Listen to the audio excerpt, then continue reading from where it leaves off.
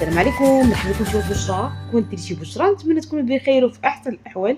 بطبوط بالطريقه الصحراويه بالشحمات ديال العيد كيجي بها رائع جدا لانها كتكون طريه ولذيذه. غادي نحتاج في قصريه كندير جوج الفورص، زلافه ونص فينو، معلقه صغيره ديال الملحه، معلقه صغيره ديال السكر، ومعلقه صغيره ممسوحه ديال الخميره ديال الخبز. استعملت الخميره قليله لانه الجو سخون وما بغيتوش يخمر ليا في الدجاج.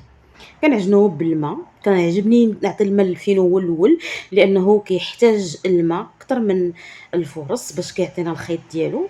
وكنخلط العجين ديالي عجين عادي كيف كاع الانواع د العجين. كيف كتلاحظوا راه كنعجن بيديا لانه العجينه ديالي خسر ليا لاكس ديالها. الا خدينا اليدين راه كنعجنو بيدينا. تعلمت نعجن عندي 12 عام، كنت كنعجن ووالدتي ديالي كتقابلني بيدياتي صغار. ديك الساعات في العطل بديت كتعلمني نعجن، ندير شلاضه، ندير مسمنات، نتعلموا نبداو نديروا الشغال ديال الدار، نغسلوا الماعن. الهاجس ديال الامهات ديال بكري كان في الصيف خاصها تعطيك شويه ديال تعلمك الشغالات ديال الدار، على اساس انه غيجي واحد النهار تحتاجي ديري شغال ديال الدار يكون في راسك، تكوني عارفه، عارفه ديري بعض الاشغال ديال الدار بحال العجينه، بحال الماعن، بحال الرغيف، كيكات، التسياق، الغسيل، الماعن، الصابون. كانت حياتهم صعيبه شي شويه. كان الهاجس ديالهم حتى هما، كان الهاجس ديالهم في داك الوقت هو انها واحد الوقيته تكوني عارفه ما ديري في دارك. كنضطر في العجين ديالي، كنعطيه العجين ديالي الكميه ديال الماء اللي كافيه، كنبقى نرشو كندخل فيه الماء باش يعطيني الخيط ونحصل على عجين رطب ومفشفش طري. كنبقى بحال هكا. الله يسمح لنا من الوالدين، كان عندهم تمارة اكثر منا، توفروا لنا الوسائل ديال الراحه، كنقصوا علينا، وفروا علينا الشغل، وفروا علينا الوقت، العجانه، الماكينه، الصابون، ماكينه الماعن، الغاشوار، بزاف د الامور. وكان العائله كتكون فيها على الاقل 6 الناس ولا كتر كاع. كت كلشي لابس، كلشي واكل، كلشي مصبن، كلشي نقي، كلشي عايم، كلشي مكسي. الله يسمح لنا من والدينا والله العظيم. الوقت تبدلات. الله يحفظهم، اللي والديه باقيين حيين الله يطول لهم في العمر والله يشفيهم، واللي مرض الله يرحمهم ويجدد عليهم الرحمات ويثبت لهم الاجر ديال اي حاجه داروها معنا.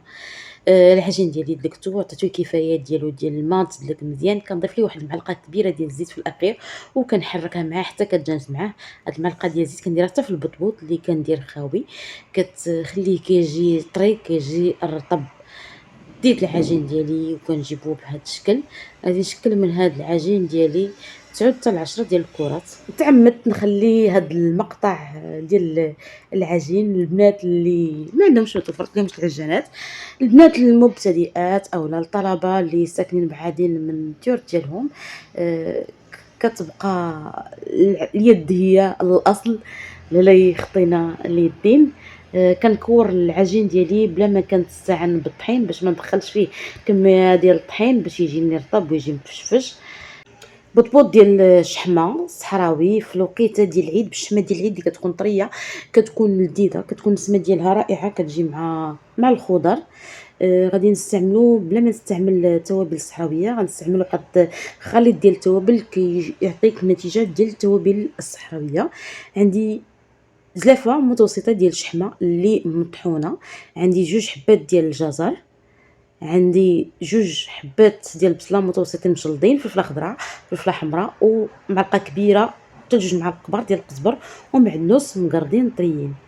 غنجيب اناء واسع اللي غادي نخلط فيه هاد العناصر ديال الحشو ديالي. هاد الحشو ما غاديش نشحرو. عندي في القناه فيديو اخر ديال البطبوط ديال الشحمه بطريقه اخرى كيجي كذلك لذيذ. الفرق هو انني هاد الخضر ما غاديش نشحرها. الطريقه باش غنتعامل معاها غادي نحصلوا بها كذلك على نتيجه رائعه. كنضيف قزبر ومعدنوس، وغادي نبدا نضيف التوابل، واحد المعلقه صغيره ديال الملحه، غنضيف نصف ملعقه صغيره ديال الكمون، ما كنكثرش الكمون باش ما يغلبش ليا على المذاقات. نضيف واحد نصف ملعقة صغيرة ديال الإبزار، لأنني غنستعمل فلفلة سودانية حارة من بعد، معلقة كبيرة ديال التحميرة حلوة، راس المعلقة ديال الخرقوم البلدي، غندير واحد المعلقة صغيرة ديال القزبر يابس، وهنايا عندي الفلفلة السودانية حارة، ضروري كيتضاف ليه القليل من الحار باش كيجي مسم بالحار، واحد المعلقة صغيرة، راس المعلقة ديال أولا نصف ملعقة صغيرة ديال السكنجبير، وواحد المعلقة صغيرة ديال البصلة، البصلة المجففة. هاد البصلة المجففة مع القزبر يابس مع الفلفلة السودانية الحارة كتعطينا المذاق ديال التوابل الصحراوية. وغادي نضيف واحد المعلقة كبيرة ديال الزيت حتى لجوج، هما اللي غادي يرنوا لنا الرابط ديال هاد الخضر فيما بيناتهم. كنخلط وفي نفس الوقت كنعرك هذيك الخضر ما بيناتها، فاش كتنسجم ما بيناتها كتناغم ما بيناتها. الناس ديال الصحراء هاد الخضر مع الشحمه راه كيدقوهم في المراز باش كيتناغموا اكثر، وكيكون داك الخليط ديال الخضر مع الشحمه كيعطي واحد المزيج ديال المذاقات رائع. هنا غنعركها مزيان، عندي المراز ولكن استكثرت انني نجبدو، ولكن حتى بهذه الطريقه راه كيجي رائع، لان الخضر كلها هشيتها، قطعتها شلطتها، والخيزو هاشيتو. الا لحكينا خيزو في الحكاكه كنعصروه من الماء. هذا هو الشكل ديال الخليط ديالي من بعد ما نساجم. كنشكل منه حصص بالعدد ديال البطبوطات اللي حضرت، وغادي نبدا في العمليه ديال التشكيل ديال البطيبيطات ديالي. عندي هنايا خليط ما بين الفورص والفينو باش ما يجينيش الوجه ديال البطبوطات ديالي حرش. كنخلط الفورص مع الفينو، كنستعمل قليل من هذا الخليط ديال التكراس، وكنأكد على الجوانب ديال البطيبيطات ديالي بهذا الشكل، وكنخلي هذا الوسط مبومبي، غتعرفوا علاش. وغادي نبدا نجبد في الجوانب فقط. هنا كتجي الحشوه كتجي موزعه في هاد البطيبيطات بواحد الشكل رائع، كتجي طبقات ديال العجين وسط منها الحشو موزع.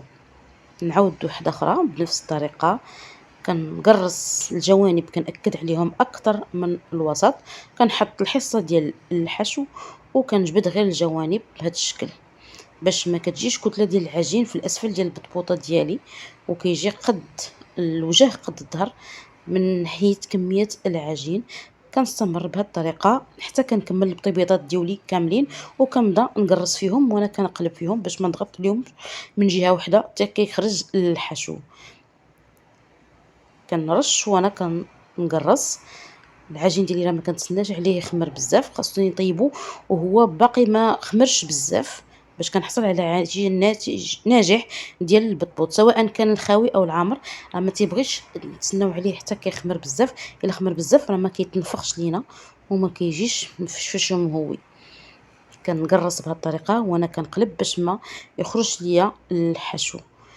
كنكمل كنحط فوق واحد الطرف ديال الثوب اللي كنرشو بالطحين مزيان، وكنحط فوق منه الكريسات ديالي باش كندير الاخرين. ملي كنبغي ندير الطبقه الاخرى كنرش، ضروري كنرش هذوك البيبيطات اللي حضرت في الاول بالطحين باش ما يلصقش عليهم الطرف ديال الثوب، وكنعاود ندير طرف اخر ديال الثوب ونعاود نرش بالطحين مزيان عاد باش كنحط الطبقه الاخرى ديال الكريسات ديالي اولا البيبيطات ديالي. تعمدت نخلي هذا المقطع كذلك البنات المبتدئات او الشباب كذلك. العجين ديالي كملت، جمعت السطح ديال العمل.